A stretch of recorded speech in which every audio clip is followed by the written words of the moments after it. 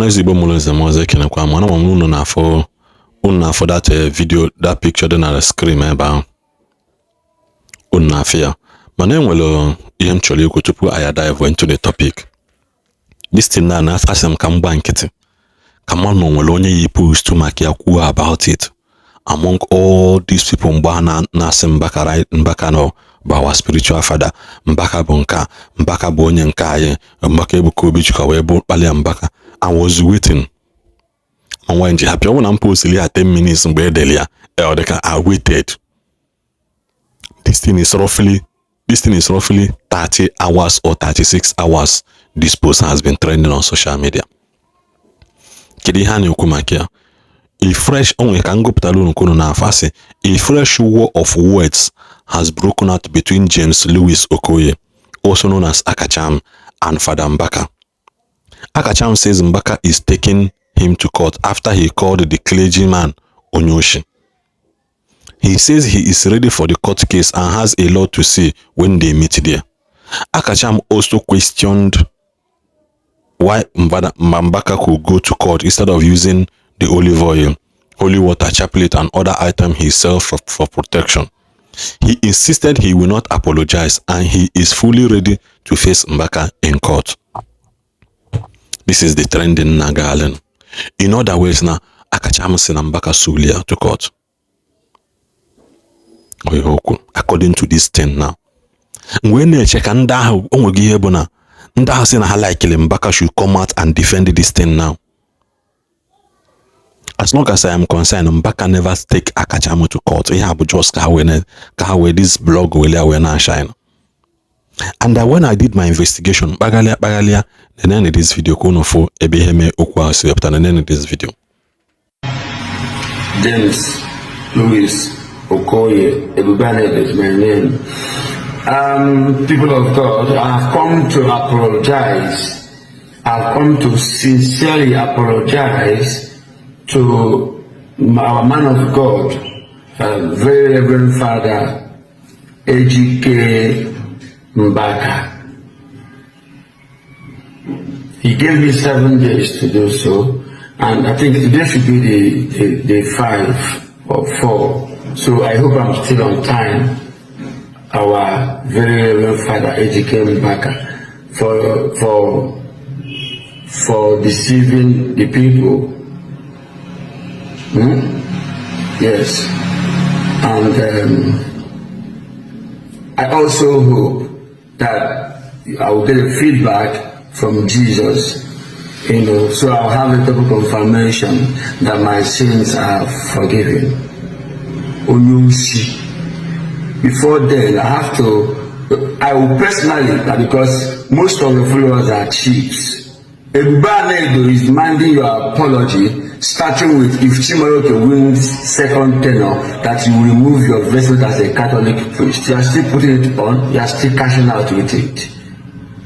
Your apologies will come first, Mbaka. In fact, God is still doing wonder.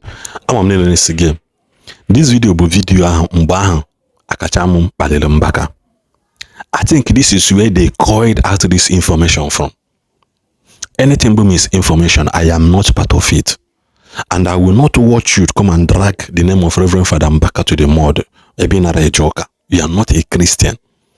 He decided in Kasigo Babege. This is maligning somebody's image. Una tarnish image Father Mbaka because na opotaziana sekuku kwasiwa ha political menka. Man, you are intentionally nazo madoko inazo madoko. It's just that these people are men before they became of God. As long as I am concerned, Mbaka did not sue any Akachaam. The blogger just decided how will shine or how will make Akachaam will come back again because it's very obvious no disappear go from social media space. Don't be surprised one day no take up from somewhere. Do not be surprised. Man, let me question yourself. Is a neighbor Catholic, a neighbor Christian, neighbor Catholic, neighbor cousin. So you match all those things before and you kept quiet. ịmachi na all those things ịkpọrọ Mbaka n'ihe niile ahụ ọ na-eme, ịmachi ya before and you kept quiet, which means the judgment should start from you. Because ọ bụrụ na ịma not that evil and wicked and you are shielding him, that means the punishment is also going to start from you. Kedu na ha ewu Fada Mbaka suul Akachaam, Fada Mbaka suul Akachaam, nwayọ hapụ Holy Chukwu, nwayọ mere nka, nwayọ mere nke ọzọ. Man, unu na the intention na bụ na you people are intentionally looking for trouble from the men of God.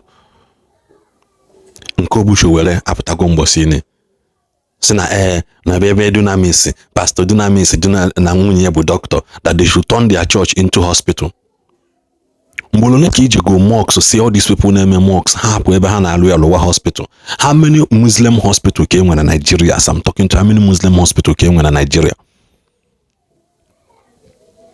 You cannot count a wrong Muslim hospital day that I know of.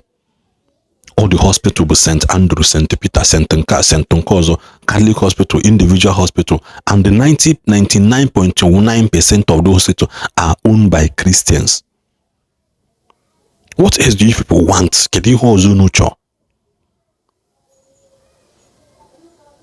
It's just so shameful. This people never loved Mbaka. They don't love him. They only saw that Han and Mbaka were one common enemy together. They decided to join. Kita all hang up and blast Mbaka. In the comment section, man of God, you have political. It take Zenda before. If you know the same people, I say Mbaka Piabuya, Nebukobi Aborom Mother, Ebukobi Menka. I told you people, you have on your support to Yabelia. You support on Bana Kubu Mad or Yabelia. I am not the type that will want you to come and drag Mbaka to the mud. I will not allow it. Oman woko. Esi ne kachago ba beg jeme wen kineme. Esi kwa ne kachabe ipota mala ebe kwako. Ipota mala ebe kwako. Mbaka su go to court, all the rights su to court, because that is image assassination. Do you know what you message, that kind of message in a preach and the insult to man of God, what he does to the soul of people? Do you know what it is? Jesus ordered a court. Who are you not to go to court? Yes, Jesus ordered a court under Pilate. And they give the people free will. Kedon you know Jesus ko Barnabas. As I say Allah Barnabas, si obu Jesus no bo court dey ha. That was the most complicated case. Pilate has to wash his hand off the case and he handed it over to them. How do you know why you say that? Na njo dey ra ni san isi omo ha. If Jesus can go to court, who are you not to go to court? Mbaka want sue go do sue again because he deserve it. Kediki ya put like this na apale onya na apale log. Originally did Mbaka mention your name?